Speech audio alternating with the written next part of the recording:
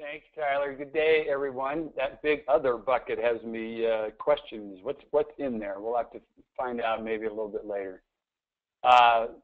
It's my pleasure to welcome you to today's webinar. We're honored to share this time with you. As the title of the webinar implies, the focus today is less about technology of analytics and more about the culture of analytics adoption. And that picture on the front page of the presentation is kind of a good example of that. What we're really talking about are the people and the culture of analytics adoption, not so much the technology. Normally, you know, the webinars that we sponsor, we try to be very precise and prescriptive about our opinions on various topics and agree or disagree with those opinions. We don't want you left with any uncertainty about our thoughts. Today's webinar is a little different because we're dealing with a topic that is inherently less precise than the technology of analytics, and thus it's a little more difficult to precisely express firm opinions about today's topic. So our hope today is that we provoke some reflection and some self-awareness that you can apply to your own opinions and your organization's unique cultural needs around analytics. It's my distinct pleasure to introduce and share the time with Dr. John Kenagy. He's a dear friend and esteemed colleague. He's world-renowned for his work in this area of cultural adaptation and the transformation of healthcare. He knows healthcare as a physician, an executive, an academic researcher, advisor, and a patient in particular. In addition to his experience as a vascular surgeon, he's been chief of surgery, chief of staff, and regional vice president at a not-for-profit system. And of course, his most meaningful experience came as a patient, and he'll talk a little bit more about that. Searching for new answers as a consequence of being a patient, John became a visiting scholar at Harvard Business School, working with Clayton Christensen to translate into healthcare the drivers of success from resilient, highly adaptive companies like Toyota, Intel, and IDEO. The result is what he calls adaptive design, and he's going to talk about that in greater detail in his slides. His contributions to healthcare have been widely recognized. He's a clinical professor of surgery at the University of Washington. He's an adjunct professor of pharmacy and therapeutics at the University of Pittsburgh. He's got a best-selling book called Designed to Adapt, Leading Change in Challenging Times. It's a great book, and it was named the Healthcare Management Book of the Year by the American College of Healthcare Executives a couple of years ago. And Forbes has referred to John as the man who could save healthcare. So again, our pleasure to share this time with him. Before we turn things over to John, I'd like to set up the context of the discussion with just a few slides of my own. And so, Tyler, thanks. Yeah, we're on that slide. Perfect. So a friend of mine, good friend, Joe Pullman at Community Health in Indianapolis, shared this with me a couple of weeks ago. And he said the way that they look at analytic success is in 3 steps. And the importance of those steps occurring in sequence can't be overstated. And that is, you have to establish a mindset within the organization, starting at the C level, about becoming data-driven and becoming an adaptive organization. Once that mindset is established, then the leadership has to also establish a firm strategy for developing the skill set of data analytics in the organization. So all of us need to raise our data literacy skills to become data-driven in the industry. And then finally, once you've got those in place, then establishing the tool set to support that culture is the last step. And unfortunately, what I see in the industry, and even to some degree, some of our clients, is that we've deployed tool sets without an appropriate mindset or skill set. And that technology sits underutilized, and the return on investment in that technology is lower than it should be. So we'll talk a little bit more about how to adjust this mindset and skill set and get things going in John's presentation. Next slide, please. When John and I were preparing for this webinar, we talked about actionable data, and it struck me that it's a term that we throw around a lot, and I'm not so sure I've ever fully understood what it meant myself. So we took a few seconds to define it in our terms, and we decided there were 3 variables in the creation of actionable data. First is the data has to be personal, by name, by role, and ideally injected in the workflow in which that data is attempting to optimize. So it's not good enough to send out reports and analytics that stop at the organizational level or even at the team level. What you really want to try to do in the design of analytics technically is drive that, that granularity down to the individual by name or at least by role, because that's where behavior changes. Behavior doesn't change at the organization level. It changes at the personal level. The data has to be timely and fresh, high quality, delivered at the right time and at the right place, just like good medications. And then finally, and this is the most important part, the person that is attached to that analytics must know how and what to do in response to the data. They have to be trained about how to react, and that's where the action comes in. As an analytics design guy, I can provide that personal and that timely data technically. I can do that. What I can't do as an analytics design guy is get the organization to teach the employees how to react in response to that data. So it's really important that the two halves of adaptation in healthcare, that is the patients and the clinicians and the healthcare providers, those are the two parties that really need to adapt most in the future of healthcare. They have to have a means for doing that, and the data has to be actionable so that that slice in the middle, that analytic technology, all those graphs and charts and things don't go wasted. So John is going to teach some thoughts up for us about what this adaptation looks like and how to create that in your organization. And I think we have a poll now, is that right, Tyler? That's right. I'm going to go ahead and launch that right now. So our poll is on a scale of 1 to 5. Rate your organization's current cultural readiness for healthcare transformation.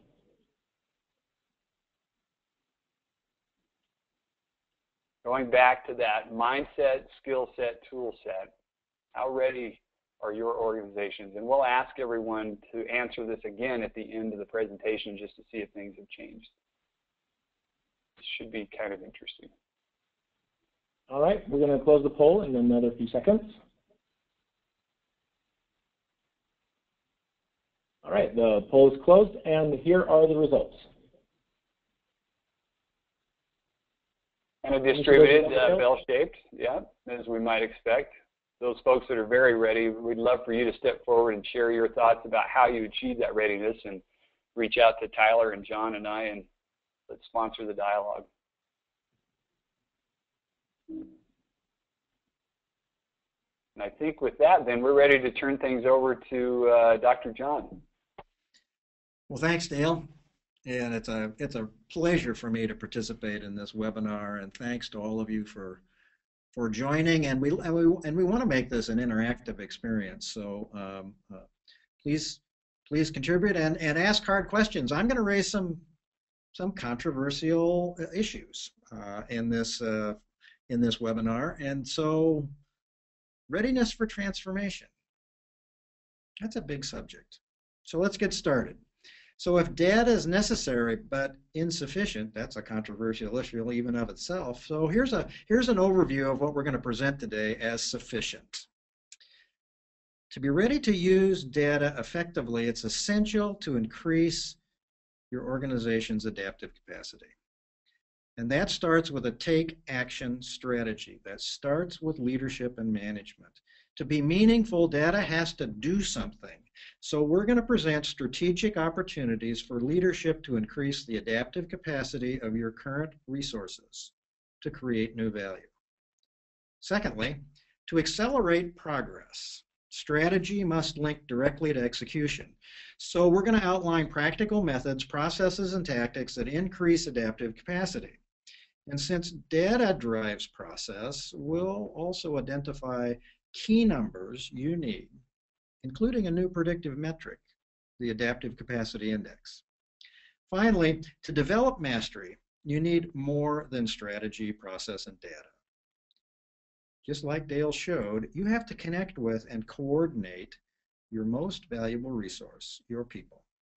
We propose that using the Adaptive Capacity Index as a guide, new behaviors will predict key performance indicators, your KPIs, like profitability, patient satisfaction, HEDIS measures, quality scores, all those numbers.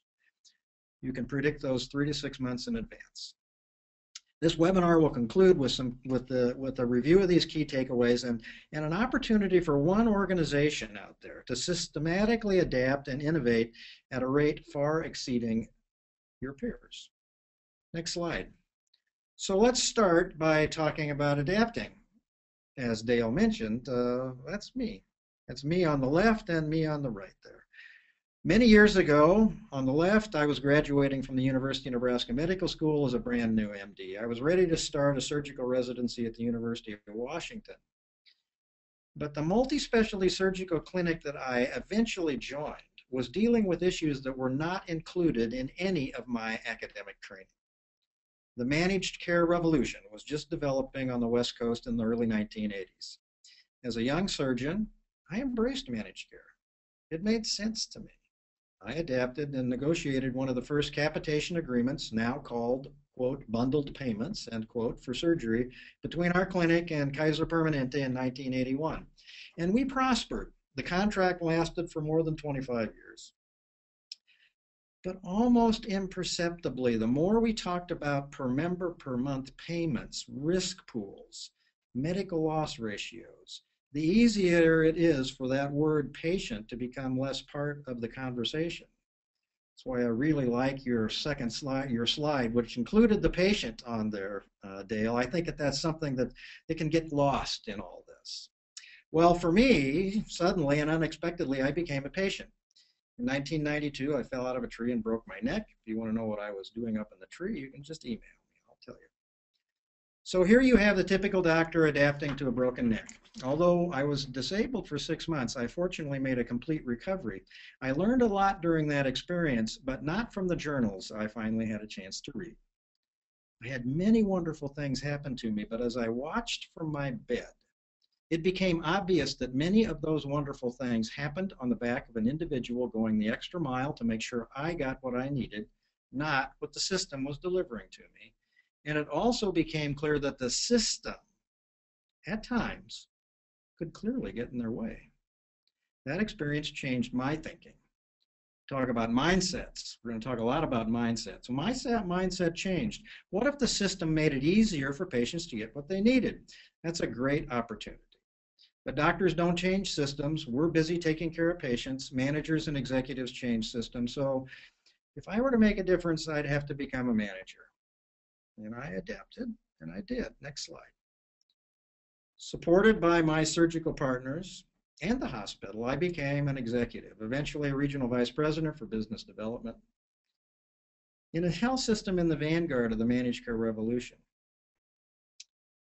So this was the promise of managed care in the 1990s, this picture. Dedicated, committed managers and executives gather data from the workplace, analyze, plan, and predict in meetings, garner the advice of wise consultants and industry experts, and then implement solutions to improve care. We forecasted efficiencies for our surgical teams, great new technology, and that smiling staff would enjoy using to improve care and meeting the needs of satisfied patients at continually lower cost. Well, so how are we doing? We have been managing care for, in my experience, more than 40 years. What's our report card? Next slide, please. The data is clear. This is a very cold, hard reality. Managed care is not delivered on its promise. The managed care revolution began back in that corner down there about 1980. For me, that's when we developed prospective payment for surgery. Since that time, U.S. healthcare costs have not decreased, they've skyrocketed. What has this investment given us? Again, the cold, hard reality. This is the data. Our quality is only mediocre compared to other developed countries. So much more costly care for mediocre quality. It's tough news, but we get an A for technology, but an F for value. So whose fault is it? Whose or what's the blame? I hear blame passed around all the time now. It depends on who you ask. It's the doctors or the hospitals or the insurance companies or the fee-for-service system or the regulators or the government. Now many people feel our president's to blame. Or maybe it's the patients. They're just not healthy enough. Well, I say let's stop the name calling. Next slide. This is an opportunity. We don't lack smart, dedicated, committed people, marvelous technology, great facilities, and compared to our peers in other countries, we certainly don't lack for money. I propose this is a wonderful adaptive opportunity.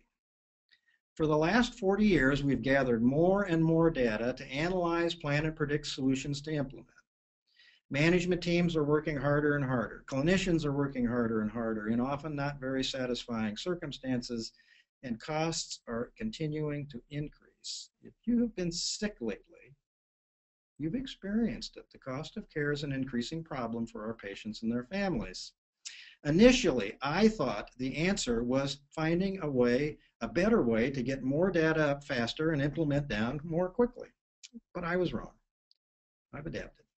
Our opportunity is to increase the adaptive capacity of our current resources to create new value. And there's a clear path to that result. Do the next slide. So here's two lists of companies. List 1 companies and list 2 companies. So what's the difference between a list 1 company and a list 2 company? So ask yourself, where's the profitability? List 1 or 2? Where's the innovation, the new products and services? Where's the growth? Where are the bankruptcies? Where would you want to work? I think most of us would agree the positives lie on the list 2 side.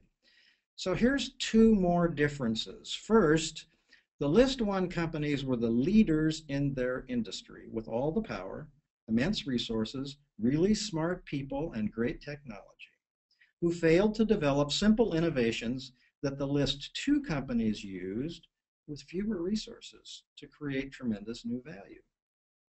Secondly, when the list 1 companies discovered that they were losing competitive advantage, they were unable to make the transition.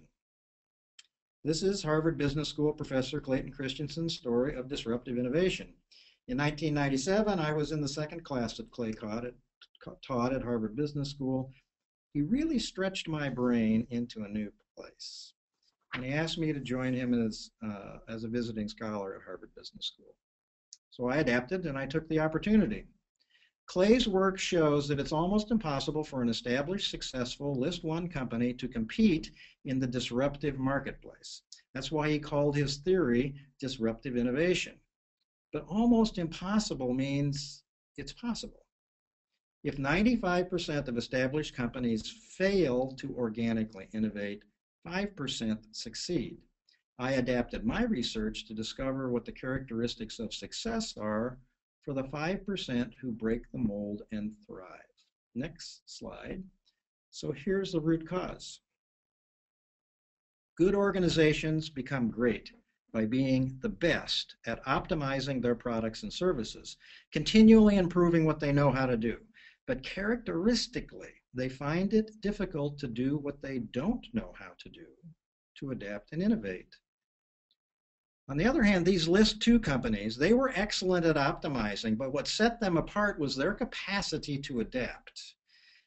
I had the opportunity to work with Toyota and the Toyota production system experts for 2 years in a Harvard Business School initiative that discovered how and why Toyota is actually not lean.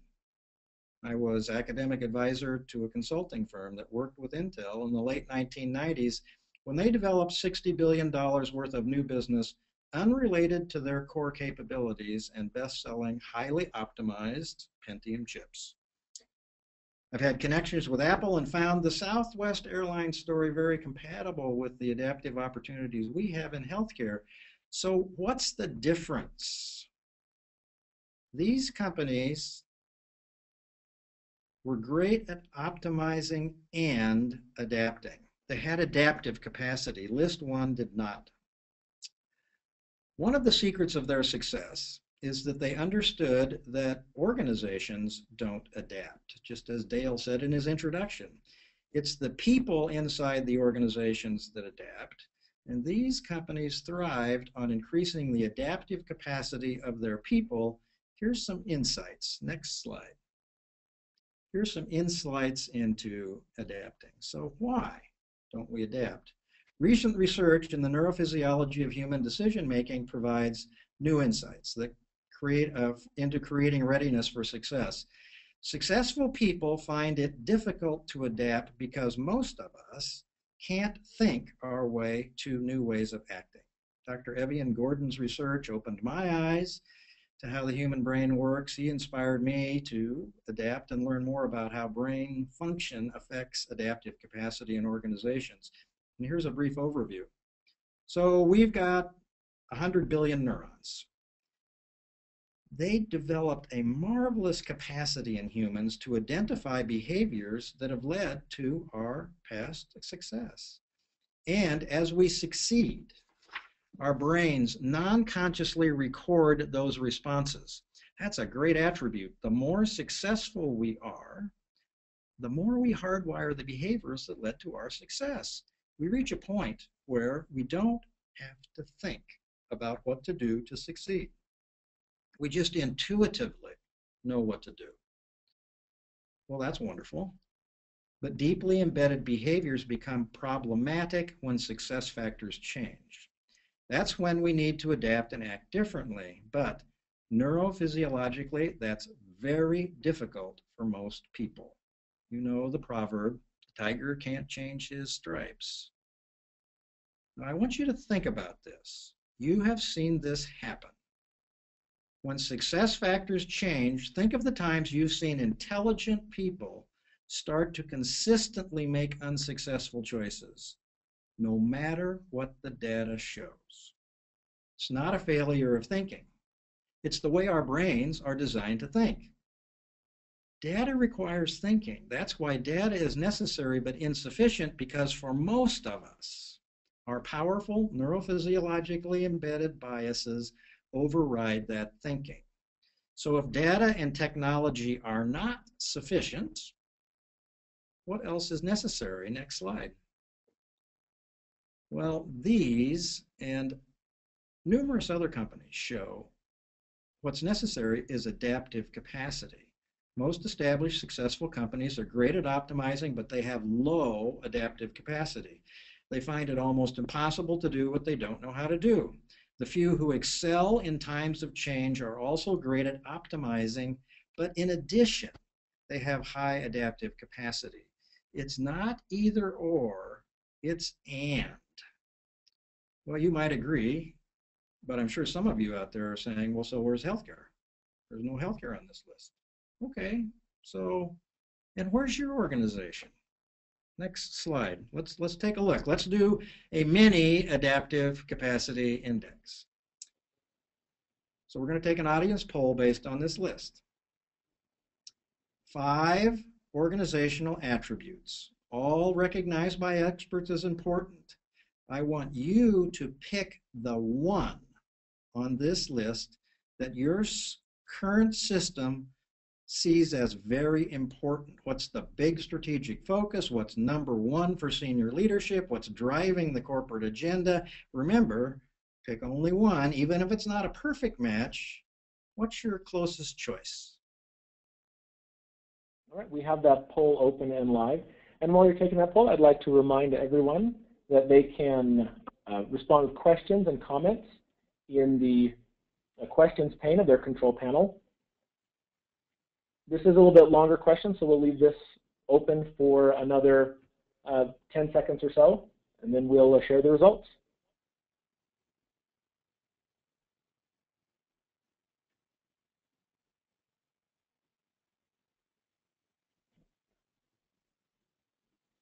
All right, we'll go ahead and close that poll right now, and let's take a look at the results we have here. Dr. Kenagy, it looks like we've got 17% on developing more people in teams, 32% on consolidating services and hitting performance goals, 11% on doing local experimentation and learning, 32% on cost control and standardizing best practices, and 7% on increasing frontline decision-making and control. That's great, and thanks, Tyler. And this really fits a pattern that I see across the country. I'm interested actually because in this group out there, you actually scored a little bit more adaptively than most organizations. So I'll take the next slide. Most healthcare organizations are focusing, as I go around the country, on consolidation of services, particularly hitting their performance goals, profitability, quality scores, age caps, decreasing readmissions, increasing patient satisfaction. You know the litany, hit your numbers. Or there is a major emphasis on cutting costs and standardization, particularly standardizing around best practices. But in the highly adaptive companies I worked with, I saw a different adaptive capacity index. There was a predictable focus on developing people and teams. I consistently saw local experimentation and learning. And very importantly, what was lowest in our poll, the development of rapid decision-making close to where value was created was a key attribute of highly adaptive organizations. Decision-making close to the front line of the organization. So you see, the Adaptive Capacity Index has both positive and negative components. The starred attributes enhance adaptive capacity, and the X's, although perhaps very important for optimizing, actually decrease adaptive capacity. If you want to assess your organization's Adaptive Capacity Index more completely, we have a questionnaire on my website. Just send us an email and we'll give you the link. So next slide. So what's U.S. healthcare's Adaptive Capacity Index? We just measured it. Most of us are on the optimizing side. 60% or more of our group there today, of our group today. And as we saw on our managed care report card a few minutes ago, optimizing the data up, implement down system is not working. So increasing adaptive capacity is a great opportunity for us. I think it's a great opportunity for you. So here's how practically you might do it. Next slide. And it goes back again to how our brains work. Data is necessary, but as Dale said, it must be linked to action. You can't think your way to a new way of acting. You have to act your way to a new way of thinking. These are the predictably successful steps. First, leadership sets direction with a clear, consistent, meaningful value proposition. There's a lot we can talk about in terms of what's a meaningful value proposition. Then they develop and accelerate this cycle. The cycle that you see right in the center right there. Information, data, links directly to action that links quickly to verifiable results. Adaptive organizations make it easy to agilely create new value through this cycle. Next, highly adaptive organizations close the loop and use those results to improve the information that drives the cycle. You see, data itself is improvable. That's the value of having an adaptive data warehouse. Finally, the best adaptive organizations make it easy to consistently accelerate and replicate the scale this cycle. It's embedded into the work. Here's the natural fit to brain physiology. We have self-regulatory circuits. You can see on the brain on the right there. We have self-regulatory circuits in our brains.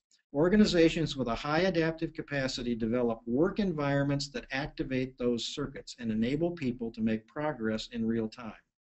The desire to make meaningful progress is a basic human characteristic. We break out of our deeply embedded intuitive behavior patterns on the left there by making progress and experiencing success working differently. It's experiencing success that makes the difference, not more data. That progress energizes new neural pathways that become new habits and behaviors. That increases the momentum of progress to further enhance success, both individually and organizationally. Progress and momentum become mastery. Next slide, please. The desire for progress, momentum, and mastery is a basic human characteristic. We admire virtuoso performers, whether they're great musicians or Olympic champion athletes. But how did they get that way? They didn't think their way to mastery. They acted. They practiced. Traditional optimizing organizations try to find and hire virtuosos. Great adaptive organizations create virtuosos. For every great musician, there are millions of people who play musical instruments for progress, momentum, and their own level of mastery. For every Olympic gold medalist, there are hundreds of thousands of people who skate or ski, and millions more who engage in amateur sports for those same reasons. The potential of the average human being, particularly in our industry, is unbounded. Organizations with a high adaptive capacity index enable average people to make progress, momentum, and mastery part of their everyday work. Organizations with a high adaptive capacity index democratize success. That's our opportunity. Next slide. So here's the first step to democratizing success. You start on the path to increasing adaptive capacity when leadership strategically takes action. In every adaptive organization I worked with or studied, successful leadership took one specific action. They identified places close to customers or patients to be innovation incubators inside their organization, to learn and to adapt. Then they set direction with a clear, consistent value proposition and developed rapid decision-making close to where value was created. So instead of gathering data and moving it up to decision makers in meetings, adaptive management develops, aligns, and coordinates decision-making close to where information and value are being created. So instead of moving data up, the transformational 5% move decision-making down. One more key to their success in doing that: these changes are designed to be low risk and high reward. Rather than massive initial rollouts or major capital investments, the secret to success is to find 1, 2, or maybe at most 4 or 5 places to develop, test, and validate increasing adaptive capacity. Only then do you replicate and scale that success. Low risk, high reward, small, simple, safe, and fast. We've helped many organizations create dozens of these innovation incubators using adaptive design in healthcare. We call them learning line.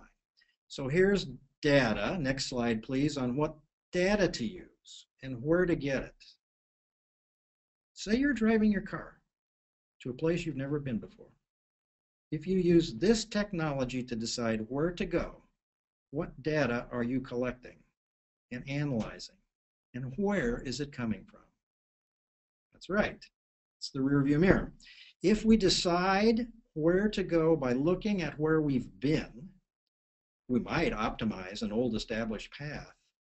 But if we're going to a new place, just looking backwards won't get us there. Optimizing based on retrospective data is a persistent malady in established, traditionally managed organizations in every industry. Depending on retrospective data to innovate is a high risk and low reward. The opposite of what we want. Next slide. In complex, dynamic, unpredictable work environments, data must be centered on the present. It must be forward-looking, and it needs to be collected and analyzed in context. Timely, role-specific, and actionable. Exactly what Dale said. Remember those words. Those are very important. Timely, role-specific, actionable, and with rapid feedback on the actions that you take. Those are important metrics. Here's a healthcare example. This data is from a busy medical surgical unit that was chosen to be a learning line in a Midwestern community hospital. The first step is to establish what's happening now. What's the current state? You do that through timely, role-specific, direct observations. Not focus groups, not surveys, not studying the policies and procedures manual. And that very rapidly gives you an accurate diagnosis. In this case, observing nurses, we found they spent about a quarter of their time with patients, 37% of their time doing job description administrative work. The rest of their time, that other 40%, is full of opportunity. So these are activity-based cost data. This is activity-based cost data. These nurses were hired to care for patients and do their assigned administrative work. Ideally, that's all they would do. Therefore, everything else is a workaround or some other impediment to the activities they need to do. This nursing observation has been repeated thousands of times in hospitals from 20 to 900 beds. The pattern is predictable and persistent. This pattern. Coupling this evidence with the true cost of an RN, estimated by KPMG to be $98,000 a year, and you now have accurate activity-based cost data for all the nurses on the learning line. So this hospital was paying their nurses about $22,000 a year to take care of patients and $76,000 to do everything else. In adaptive design, that's data you can act on. Link that data to action, and anything that changes activity-based costs into more patient care is creating new value from current resources. Next slide. The key to progress is increasing the momentum of that cycle. Information, adapt, new value, information. We do that counterintuitively by eliminating projects, rapid cycle workshops, PDSA initiatives, improvement events, and implementations. Instead, we embed this adaptive improvement cycle into everyone's everyday work. So this unit created 135% more nursing time for patients by formally repeating this cycle 244 times and doing hundreds of other small improvements in a little over 1 year. Next slide. Data plus increasing adaptive capacity is a powerful combination. Changing the unit's activity-based cost profile led to those bar graphs on the right, which is the greatest increase in patient satisfaction in the 17 hospital system. And 3 to 6 months later, all the key performance indicators, they're lagging what's actually happening, they all followed, because the behaviors of staff and management, they're in the left-hand corner, the behaviors of staff and management had changed in verifiable, improvable, scalable ways. So on this unit, improvement was not a project and quality was not a department. They were everyone's job every day. You can measure those behaviors with an adaptive capacity index and predict your future. So that's insight and the opportunity for new predictive analytics. Next slide. So this is the adaptive design analytic opportunity. On the right-hand side of the slide, there's undeniable evidence you can democratize innovation and drive your KPIs with progress, momentum, and mastery.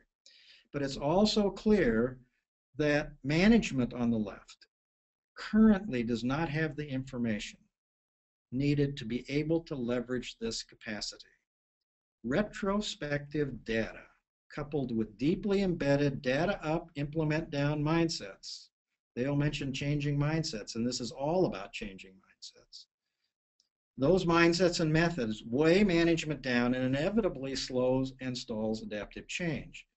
Management, quite simply, does not have the information they need to improve in the complex, dynamic, unpredictable world of healthcare. It's not a personal, it's not a performance, it's not a professional problem. It's a system problem. We have a mid-20th century management system that moves data up to decision makers and implements solutions, and it does not deliver the information management needs to lead 21st century healthcare. We propose closing the gap between the two and creating new insight for management. Insight into your future KPIs. Here's how. Next slide. First, take low risk, high reward action. Democratize adaptation and innovation in one place in your organization. No problem should go higher in the organization or use any more resources than needed to ensure a rapid, verifiable, sustainable, systemic improvement. Prove you can make progress, momentum, and mastery. That's the first step. Secondly, use an adaptive capacity index to start projecting future KPIs 3 to 6 months in advance. This new behavioral data can provide actionable guidance supporting and reinforcing the practice of adaptive design and coordinate improvement across large organizations. That's progress, momentum, and mastery for management. Facilitating improvement, not doing the improvement. Finally, third, create meaningful use for predictive analytics in your organization. That's that little connecting point from the front line back to the management team. Timely, role-specific, actionable financial data, activity-based cost data, data on behaviors that predictably and persistently create new value can flow from a data warehouse to management in real time. When integrated with your existing IT systems, analytics, and KPIs, this information will enable you to systematically adapt and innovate at a rate far exceeding your peer group. That's progress, momentum, and mastery, and a chance to thrive in 21st century healthcare. Next slide. So here we are. We're at the end. These are our takeaways. We're interested in your thoughts now. This is counterintuitive. This is not traditional. This is not a traditional message. We believe management can safely take action and create readiness. We can continue to optimize, and we can strategically increase adaptive capacity. It's a low-risk, high-reward choice. It's not either or, it's and.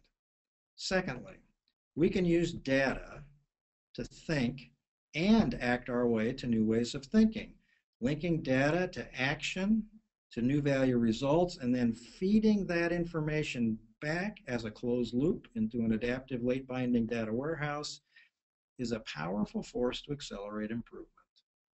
Third, being able to identify, develop, and scale the behaviors that increase your adaptive capacity index will rapidly create new value and give you predictive guidance on your KPIs 3 to 6 months in the future. Adaptive design is a self-sustaining system to design, do, and improve complex work within and across disciplines.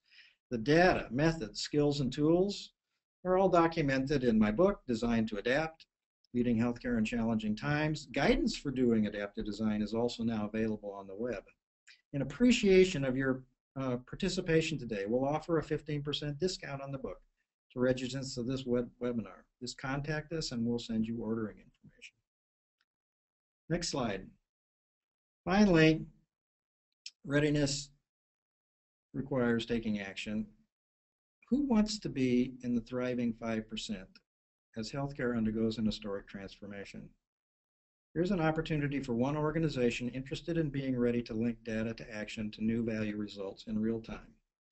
An adaptive data warehouse is essential for success. We propose to connect with a current or potential future Health Catalyst client interested in exploring what's possible with adaptive design and late-binding data analytics. It's a low-risk, high-reward opportunity to act your way to a new way of thinking and leadership in U.S. healthcare.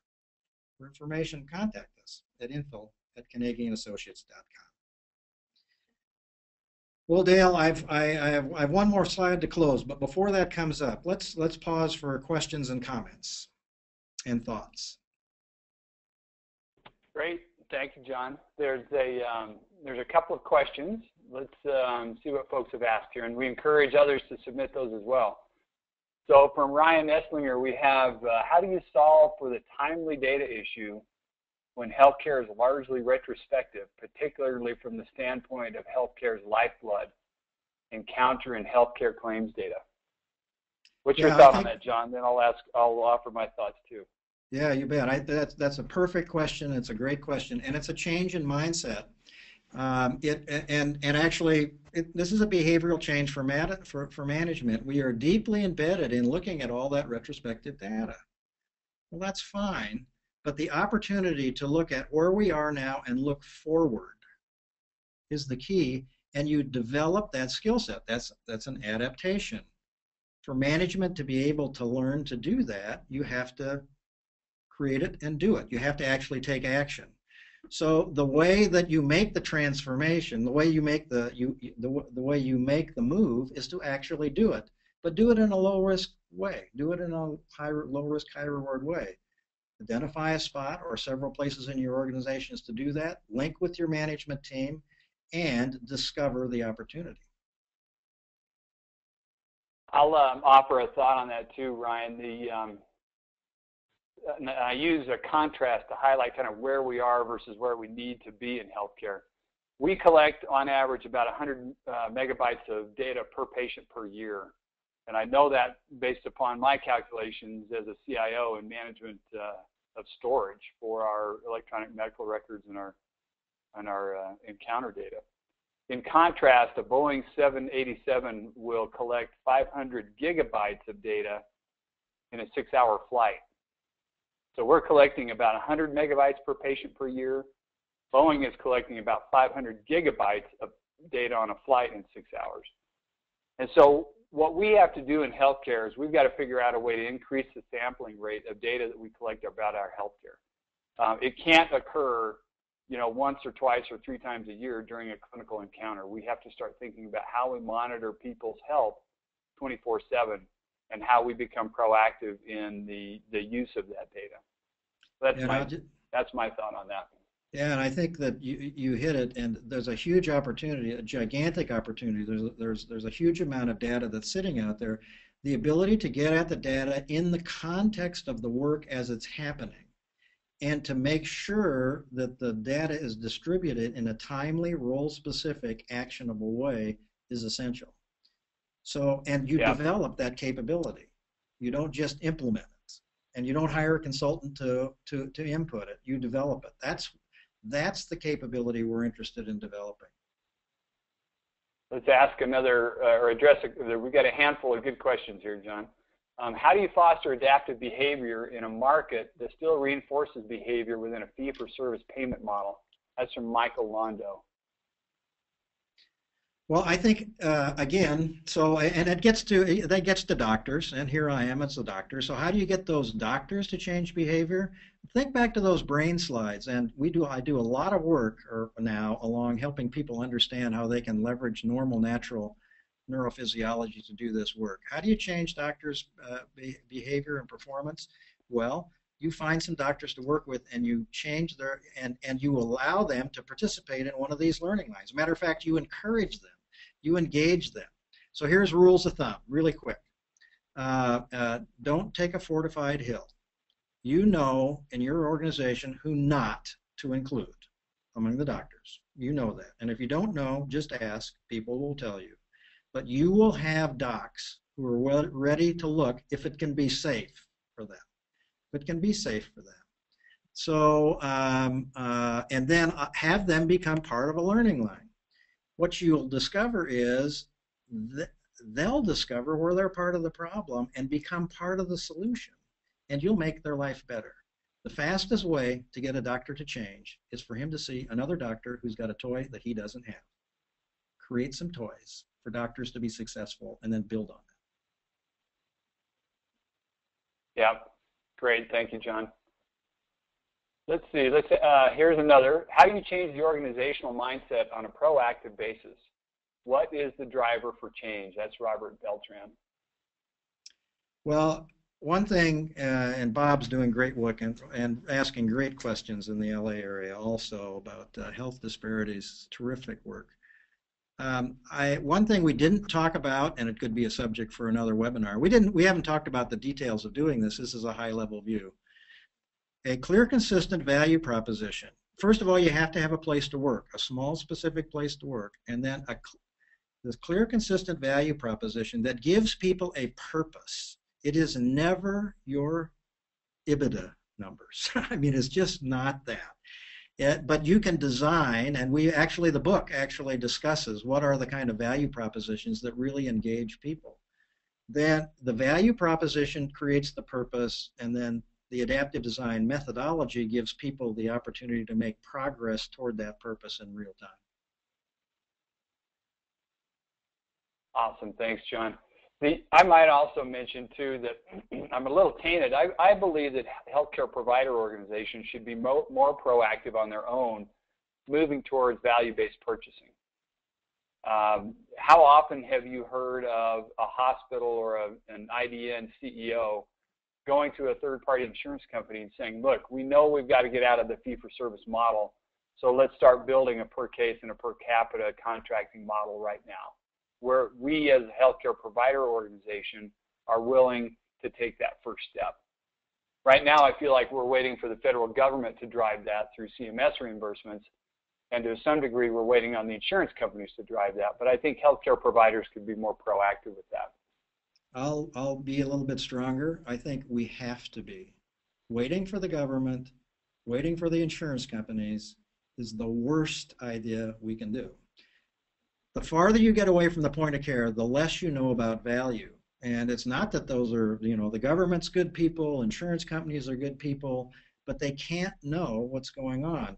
And you're exactly right, Dale, being proactive in making the transition from volume to value.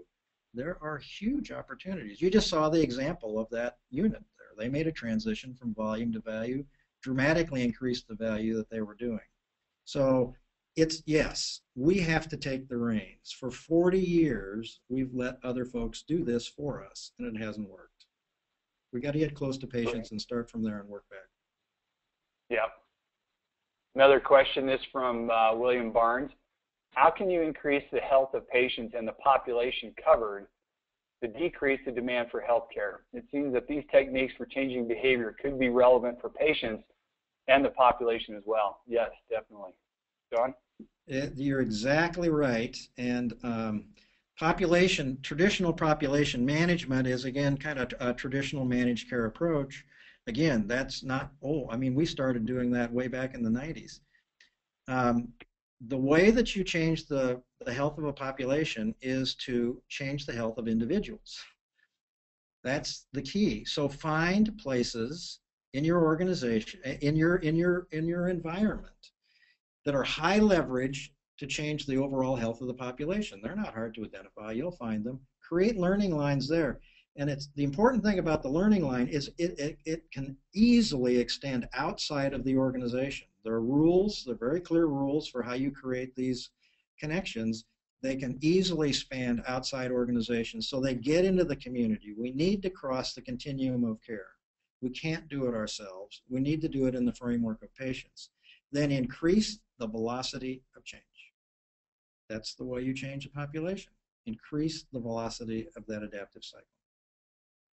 Yeah, I really think the future of healthcare has to increase our engagement with health coaches, not necessarily physicians and nurses, but I do think there are a large number of people who would love to change their behavior and their health, but they don't have the background or the skills to do that. And with just a little encouragement from a health coach and some guidance and tracking from a health coach, I think patients would welcome that, and I think it would do a lot of good for the industry. I'll give you a quick example here, Dale. Myra Muramoto at the University of Arizona has created a helpers program in which they engage lay people to intervene in smoking cessation. It's a marvelous program. It's a perfect example of what you're talking about. We have an abundance of opportunities. Yeah. Okay, a question from Beverly Yanis. Excellent information. Can you say anything about how these are working in small rural facilities and clinics who have limited resources, data warehousing capacity, and lack skills and data analytics that turn data into info and action? It's a great question, and I'd be happy to connect you with a place that's doing one of the. So I moved away from traditional consulting into online guidance for doing adaptive design, and one of our beta sites was a very small, isolated community access hospital. I'd be happy to put you in contact with them. The CEO of that hospital, it's Harbor Beach Community Hospital in Harbor Beach, Michigan, Ed Gamache, says he feels it's the answer to quality for small facilities because this is such a low-cost option and it increases the adaptive capacity of his people. So I'd be happy to talk about that. I think it's a great, I think that the small community hospitals are likely to be able to do this much faster than big, large, established organizations. I agree, totally agree, John. That's what we've seen. We just need to figure out a way to reach out and get these tools and this expertise. Doing that with the distance and these webinars is one of those. Hosted analytics is another. So Beverly, feel free to give John and I an email, and we'll do our best to connect you. By the way, we're running out of time, guys, but I'm committed to staying on the line to answer all the questions that have been submitted. So I'm willing to stay over. Would love to do that. John, I won't commit you to that. Absolutely, Dale. Okay, I'll be happy to great. stay on. Great. So we'll go over our allotted time. I bet Tyler's going to want to interrupt and make a plug for next week's webinar here that's showing up on your screen. One more question, or another question here from Teresa Wilkes. Answer on how to move from retrospective to prospective. Stop getting data retrospectively based upon coded data and charges data. Utilize IGs and CDA data standards with metadata tagging that enabled unstructured data to flow to applicable applications. Then real-time analytics can be performed. Yeah, I mean, go ahead, John. Well, I think looking back to that slide 22, I think it was, you know, you can, so first of all, you've got to get close to patients, and you have to start, you know, taking action, connecting information to action to results. That creates the data and information you need. So this is a discovery-based approach. This is a discovery-based design. This is design management. This is just not the same. Actually not that slide, but the slide I'm thinking at was number, I think it's 22. But yeah, we need to move away from the rearview mirror without any question. How do we do that? You do it. I mean, that's the hard. We always want to sit in a meeting and then try to figure it out ahead of time. Highly adaptive organizations just simply go out and do it. Low risk, high reward. And the guidelines for doing this and the rules are clear. They're not rocket science. Yeah, and let me comment too that sometimes I think we get hung up on the possibility and the notion that we have prospective data, that in some way the data that we're collecting now is useless. But the reality is there is no data in the future. There's only data that we collect now, and then it becomes historical. The only thing we have for data to represent the future are models predicting the future based upon our existing data that is, by definition, historical at the moment we capture it. No, I think you're right. Yeah, the ability to be prospective in our data analytics and behavior, it will be driven by the models that we develop and the predictive algorithms that we develop. Exactly. So the adaptive capacity index is an algorithm. It's a proprietary algorithm. It allows you, by looking at these behaviors, you can predict where we're going to be. And I can be happy to continue this conversation with others. And we've got data that shows it if people are interested. Yeah. There's you made a statement, John. This is not a question. I just want to bring it up that when we were preparing for this webinar, John said, you know, by neurological definition, executive leadership meetings are generally the least creative meetings in an organization, because by definition of society, the folks in those leadership meetings are successful. And as John mentioned, physiologically, when we achieve success as an individual or as a team, we tend to relax our ability to be innovative and adaptive. And so, to me as an executive, that means I either have to stay constantly paranoid and hold on to a sense of inadequacy so that I maintain that edge for adaptation, or I need to realize the shortcoming and push creativity and the responsibility for creativity out of the executive leadership team and into the front lines. And it's probably a little bit of both. Yeah, I think it is both, and a chance to experience it. But leadership and management are absolutely essential in this work. I mean, you can democratize innovation, but replicating and scaling that is the key, and that's the role of management. But that's the way management engages in the creative process. It won't be as part of the senior leadership team meeting agenda. That just is not going to happen. Nobody has to feel bad about that. Nobody is wrong. You know, everybody's committed. It's just a very low, it's a great optimizing spot. It's a great place to optimize. It's not the place to create. Okay, next question here. This is from Wendy Whittington. And by the way, folks, I'm answering these as they came in, first out. It seems that to encourage the democratization that you speak of and the on-the-spot adaptation, that we as senior leaders need to have the data at our fingertips, but also do a lot of managing by walking around. This is roll up your sleeve stuff to encourage. No? Absolutely. Yeah. Yeah, I think so. And I think we can be much more specific about what managing by walking around is. And in turn, if you've got data to guide your walking around, it makes it so much easier. It's so much easier. So I think that this is, again, so how do you do this? You actually create environments in your organization for people to learn how to make these changes, to adapt to their own behaviors. That's, again, an essential part of adaptive design. It's something I'm very interested in. You can create readiness in your management team to change. I have a specific program for that. I'd be happy to talk about it. People just need the opportunity to engage and think out of our own boxes. Yeah, and I'm a big fan of executives getting out of the mahogany row and getting out to the front lines. I mean, that's a core characteristic of Toyota, for example. In Southwest, they practice that all the time. So yeah, but they have. So I know from Toyota, because I know a lot about Toyota. People just don't go walk around. That does never happens. They have really specific activities, and they're specified, and that's something we can do in healthcare without any question. Great. Okay, next question.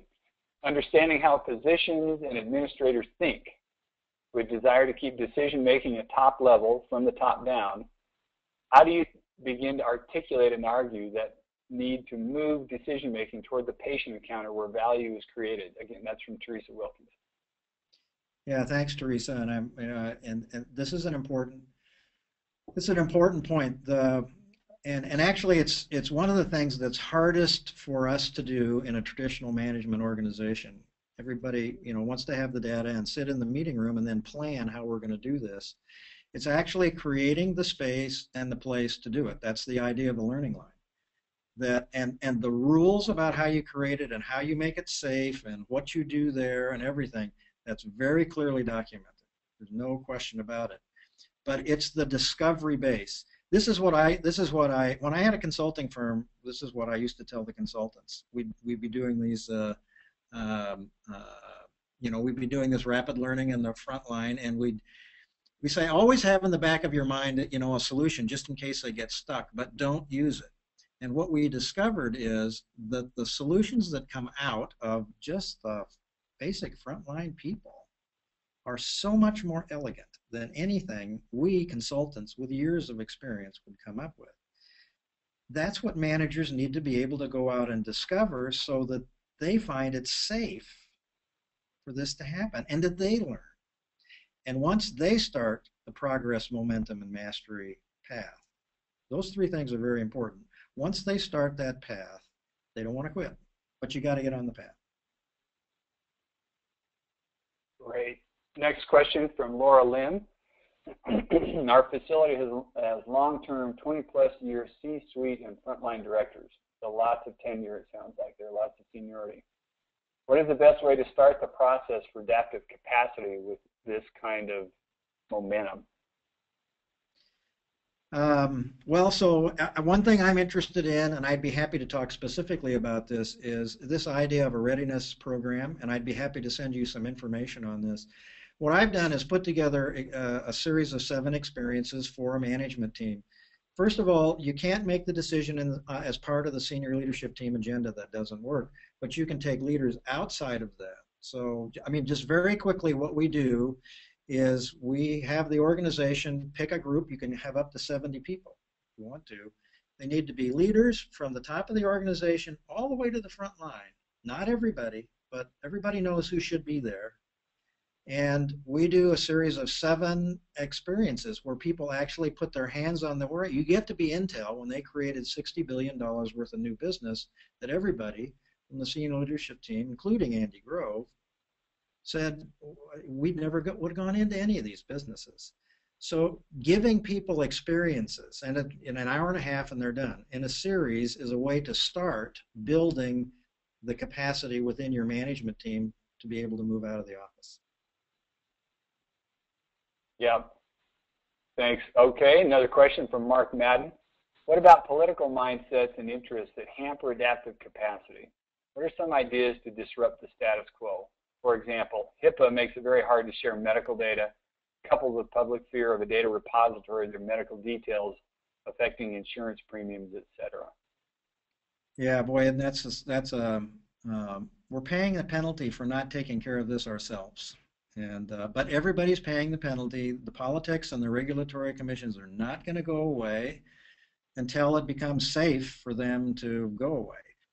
The way I look at it is everybody has to play on that playing field. Nobody can dodge that. So that's just part of the work. And highly adaptive ways, experimenting with highly adaptive ways to deliver the kind of information you want under the regulations. We're not going to cheat on the regulations. But tapping into the knowledge and creativity of people close to where that information exchange happens, you come up with amazing ideas. So everybody's got to play on the playing field. The organizations with a high degree of adaptive capacity will just play a lot more effectively. And the other thing, I would hold government out to, they say they're looking for innovative places to, models. Maybe your organization can be a place that you can say, hey, we're going to discover how we make patients safe. We make information safe outside the HIPAA context and see what happens. Yeah, we definitely need to modify the way we're interpreting HIPAA in healthcare. We're over applying it, frankly. And anybody that knows me knows that I'm all about protecting patient safety, or patient confidentiality. But there are lots and lots of patients who are more than willing to benefit from the free exchange of information without a lot of fear over their data. But we over mitigate that risk of the patient's reaction. But we need to make it easier for patients to opt into more efficient ways to communicate, email, text, and other social media than what we've done so far. Okay, next question. What is the role for engaging vendors for physician preference items in the value proposition? This is from Liern Chen. Again, what is the role for engaging vendors for physician preference items in the value proposition? Yeah, I think that's another really interesting place. Right now, the vendors drive the show. And that is problematic. So first of all, just identifying that you have the problem is really, really important. How do you solve that? You create some relationships with a small number of vendors to explore a different way to do that. And again, the same rules apply in creating learning environments around this work. That allows you to discover your way forward. Well, I think what you can find, I think we've got huge opportunities. What I tell vendors is, hey, the laboratory is in our place. It's next to patients. You want to work with us, come on in and take a look and see what's going on. But I'm not necessarily interested in your solution. Give us some ideas about how we can work on this together. So I think creating those learning environments is a great opportunity, and we in healthcare should benefit. We have the laboratory. We shouldn't have to have our solutions handed to us. We should be part of creating them. Find some organizations who want to create the new healthcare. Partner with them. It's a new business opportunity. Yeah, and I also would suggest that our investments from a federal level have not exactly stimulated innovation in the industry. They've stimulated the uptake of existing products. And I wish we would have followed a role model from the Defense Advanced Research Projects Agency, the DARPA, which is the think tank arm of the DoD. We could have set aside $1 billion of that $25 billion in high-tech funding and really seeded incredibly innovative ideas from that. We've done some little minor things with that money, but I'm talking about offering $100 million up for, you know, revolutionary new products to support clinical care at the point of care, patient engagement in their own care. So I'm a little worried that the investment in the status quo products is not going to drive that kind of innovation, but hopefully I'll be wrong about that. Okay, Michael Londo has a question here, or a statement maybe. I submit that value is defined by providers is not shared by insurers. Yeah, we haven't talked about insurance. That's another industry that is part of the game. And I think the opportunity to connect meaningfully in new adaptive relationships with the insurance industry is a terrific opportunity right now. They do not have it figured out, I guarantee you. And they need to get close to the point of care, and they might be important resources for us. So I also think that there are some new software capabilities, particularly agile development, agile software development that could be really valuable in redefining our relationships.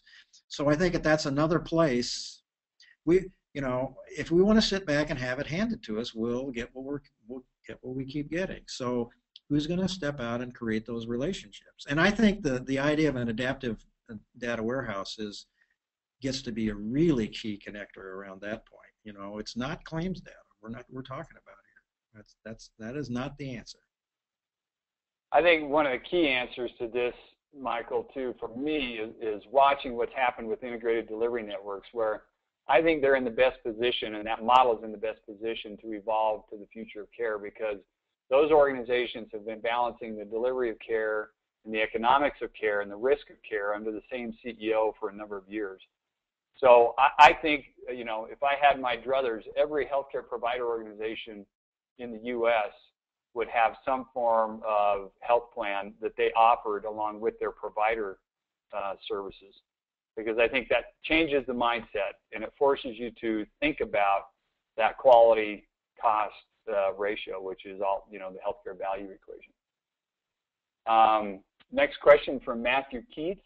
Matthew asked to repeat the email address for the book discounts. We will provide the slides with our contact information in those, Matthew, so you'll see that. Which book covers the topic of developing the learning lines? That's from Michelle Mock. The Design to Adapt book has a lot of, it goes in depth into the concept of learning lines and how you set them up.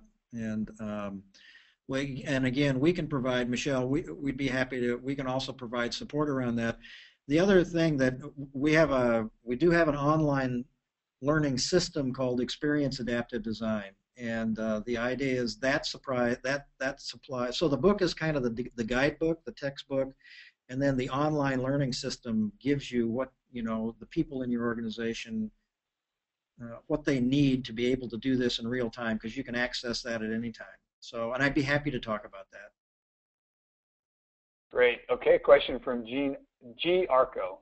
What is the impact of the traditional silos of power on the organization's adaptive capacity, and what changes are needed to manage it, improved organizational synergies? Well, that's a great question. Traditional silos of power, yeah. Well, and that's one of the things we actually measure when we do an adaptive capacity index. There's a lot of things that we do when we, it's actually a self-diagnostic, self-improving algorithm. But one of the things you look at is what are the information flows, and how effectively can you are there silos, and how effectively can you cross them? Silos are very clear decrease. They very clearly decrease your adaptive capacity index. So now a senior leader can get the information to see, hey man, these silos are they're stuffing our adaptive capacity. We need to think about how we're going to change that. That's the adaptive decision making that senior leadership can start to take. Okay, wait a minute here. How do we get the sniff unit and the in our hospital? We got two silos there. How do we create a learning line between them? So that's the idea of having what management gets is they start to see what's increasing their adaptive capacity and decreasing it. Great. Okay, Okay. Go ahead, John. Well, I'm just going to say if that we can talk a little bit more about the specifics of how that might happen through other slides, or we might kind of look at the difference between retrospective data and forward-looking data, if that's of interest to the group. Yeah. Another question from G. Arco: how can a plan or approach to the future be developed when the future continues to be divergent? I think we have to make our own future, right? We can't let it be divergent anymore. You said it, Dale. That is absolutely, we make the future. We make the future, and we are closest to the patient. Where the value's added, if you look at adaptive organization, they go to where the value's added. The value's added at the interface between a human and a patient in your institution, in your organization. How do you maximize the value of that? I call that the value point. Now, the challenge for us is that's a very tiny place in a big, complex organization. But the multiple on that is hundreds of thousands of times in every organization. If you can maximize that value, that's our opportunity. That's how you start to make your future. Doing it in a prospective, adaptive way, rigorously, you discover things you never would have been able to predict, and you make your future by actually engaging in the present and designing your future. If I'm making sense with that comment. Yeah, definitely. Another question from G. Arco: do IDNs have greater challenges with the adaptive model compared to the community-based entities? And I touched on this a bit, didn't I? How should the IDNs accommodate the adaptive model by department, facility, or other? Well, so that's we've worked with some of the greatest IDNs. This is actually challenging work because many IDNs tend to be very traditionally managed, and the move is to move information up to decision makers. We're really interested, and that's one of the reasons we think the Adaptive Capacity Index is going to be helpful for IDNs. I honestly believe right now that independent organizations have the opportunity to move much faster. IDNs can definitely do this, and we've done it with them, and we're interested in exploring it. But it's a low adaptive capacity index if you've got a lot of silos to cross. The other challenge that IDNs have is they've been successful for a long period of time. And that's a tough place to be from a neurophysiologic point of view. So the options are in both places, but I don't think necessarily bigger is better. The future will hold it out. It's possible for any organization to do this. It's a matter of accelerating their adaptive capacity, whether it's big or small. Yeah. And someone asked what's an IDN? That's an integrated delivery network, which basically means you've got providers and an insurance plan under the same CEO. You got hospitals, physician clinics, and an insurance plan all under the same CEO. So that single CEO is balancing both risk as well as the delivery of care. And in general, you're employing the physicians, and it's that large model approach. Yeah. Jeffrey Hosfield asks, in healthcare especially, innovation is looked upon as the enemy of standardization and hence compliance. How do you go about obtaining the correct balance and minimize risk along the way? This is a great tie-in back to Toyota and how they achieve standardization but yet creativity, right, John? Yeah, exactly. And I would say look at page 46 and 47 in my book, in which I talk about the specifics of standardization and at Toyota. So Toyota standardizes a lot of work, but the reason that they standardize is to change it. They're very wise in knowing that if we keep doing something differently every time we do it, we can never really figure out a good way to do it. But the only reason they standardize is to be able to find when their current standardization method fails. So one of my teachers said, process. Oh, we're terrible at process at Toyota. We don't care about process. We just want to get them working the same way so we can find out when that's going to fail. And then what we want to do is we want to be really good at identifying when our current systems fail, and we want to improve that as simply and as easily and as rapidly as possible. So that's the reason that that's the reason that they embed the improvement process in the work. And it is different than Lean. And Lean's great process improvement. It's probably the best form of process improvement. But adaptive design and TPS are not process reengineering project-based methodologies. They're systems for designing, doing, and improving work in complex environments. And they work both within and across disciplines. Page 46 and 47 in my book. That answers the question specifically. We're almost out of questions, and that's great because we're probably running out of time too. I see we still have 116 folks on. That's great. Do you consider, this is from Robert Beltran again, do you consider the implementation strategy of Obamacare an example of adaptive design? No. So I don't want to get into the politics of things. This is my personal belief. The government has no choice but to control the cost of health care. We've blown the bank. We're responsible for that. We're the people who are doing this business. But the cost of care is prohibitive. The government has to control it because we haven't. The challenge is that the government doesn't know how to do that. And so what do? They turn to the experts in the current system. But the problem is the experts in the current system designed the current system. What do we get neurophysiologically? We get more data up to decision makers and meetings. And so I think, again, this is good-hearted efforts to do the right thing. I definitely believe that. But the opportunity, I think our opportunity is to create the local environments that show that you can significantly decrease the cost of care, get rid of healthcare disparities, eliminate disparities, make a difference without having to shuffle a lot of information up and down the system.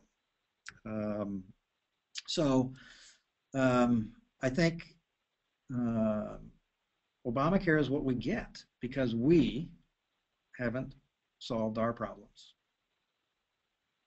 Yeah, I wish personally that that the federal government would have acted more like the largest consumer and customer of healthcare in the world than the organization that tried to fix healthcare. I wish that the federal government would have just stepped back and said, look, we're not going to pay fee-for-service healthcare anymore. By pick a year, 2020, we want 90% of our dollars being spent federally going towards per case and per capita contracts with quality incentives.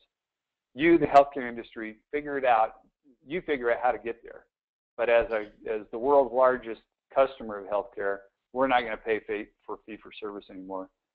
But unfortunately, like you said, the federal government took a lot of responsibility in defining how that transition should occur. And I think as a consequence, we get that top-down approach to solving problems. It's just not going to work. The other thing I have to say is the political system, the nature of politics, those of you who have been in the game, that's the wrong place to sort out something as complex, dynamic, and unpredictable as healthcare. Not bad people, but at all. But the political process by it I mean, we can see right now, does not necessarily create rational results for big, complex things. Okay, almost the last question from John Cermino. How about the accountable care organization concepts? What is your opinion of these concepts? So I guess you could say I started an accountable care organization because what we did back in the 80s was what kind of began to lead to this model. What we didn't do is all the stuff that's on top of accountable care organizations. So an accountable care organization is the top-down approach to how do we force prospective payment and increasing value.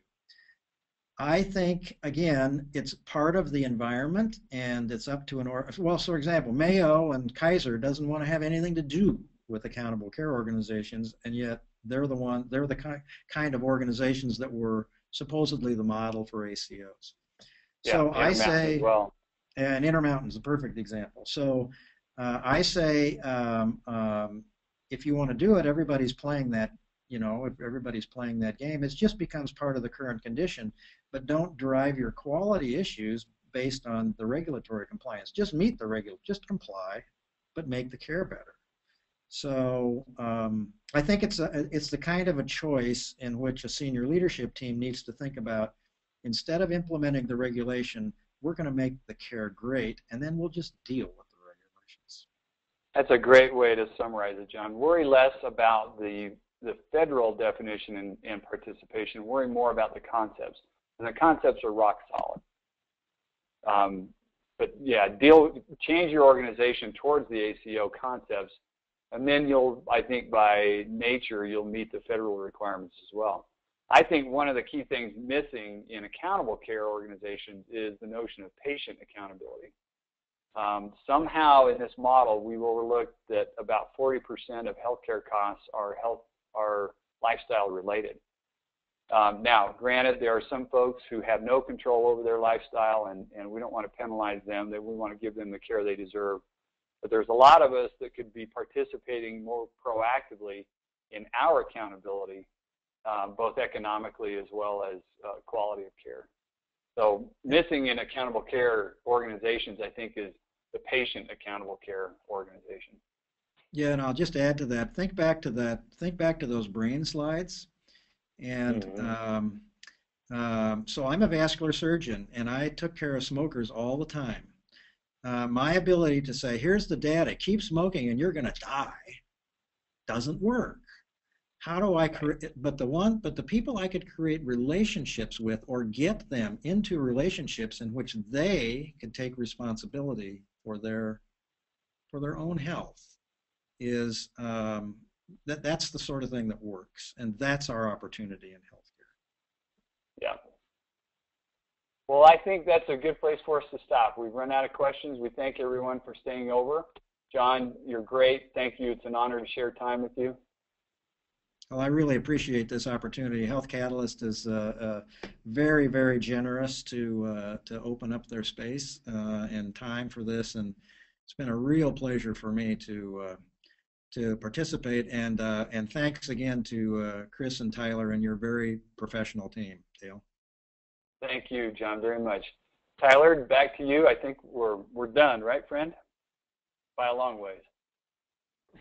Yes, thank you very much, Dr. Kenagy and Dale. Thanks to all who've joined us. After this meeting closes, you'll have the opportunity to take a short 7-question survey. Please take a few minutes and fill out the survey so we can continue to bring you relevant content. Shortly after this webinar, you will be receiving an email with links to the recording of this webinar and the presentation slides. On behalf of Dr. John Kenagy and Dale Sanders, as well as the folks at Health Catalyst, thank you for joining us today. This webinar is now concluded.